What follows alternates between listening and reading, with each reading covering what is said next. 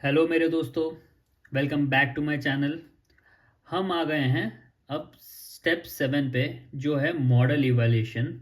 अब model evaluation में क्या होता है डिटेल में देखते हैं। चलिए शुरू करते हैं। तो दोस्तों, अब हम आ गए हैं एक और इम्पॉर्टेंट स्टेप पे, मॉडल इवैल्यूएशन। मतलब अब देखना है कि मॉडल जो सीख के आया है वो एक्चुअली कितना सही काम कर रहा है। तो वाई इवैल्यूएशन, इवैल्यूएशन क्यों करना है? एक्यूरेसी चेक करने के लिए, जनरलाइजेशन के लिए, और मॉडल्स कंपेयर करने के लिए। मतलब दोस्तों, मॉडल इवैल्यूएशन इसलिए ज़रूरी है ताकि हमें पता चल सके कि मॉडल सिर्फ ट्रेनिंग डेटा पे ही अच्छा परफॉर्म कर रहा है या रियल वर्ल्ड डेटा पे भी। इवैल्यूएशन के बिना हमें कभी नहीं पता चलेगा कि मॉडल यूजफुल है या नहीं। तो दोस्तों, अगर हमारी प्रॉब्लम रिग्रेशन है, जैसे घर का प्राइस प्रिडिक्ट करना, तो इवैल्यूएशन के लिए एरर मैट्रिक्स यूज होते हैं। यहाँ पर एक रिग्रेशन में 3 टाइप के मैट्रिक्स होते हैं: mean absolute error, mean squared error, root mean squared error. मतलब कि MAE, MSE, RMSE।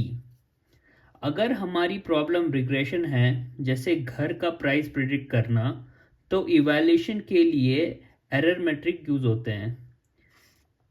MAE average error कितना है, MSE एरर स्क्वायर करके एवरेज बड़ा एरर को ज़्यादा पिनलाइज करता है, स्क्वायर रूट ऑफ MSE जो एक्चुअल यूनिट्स में एरर दिखाता है।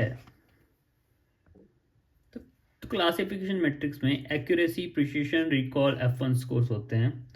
अगर हमारी प्रॉब्लम क्लासिफिकेशन है, जैसे spam versus not spam, email detection, तो अलग मैट्रिक्स होते हैं।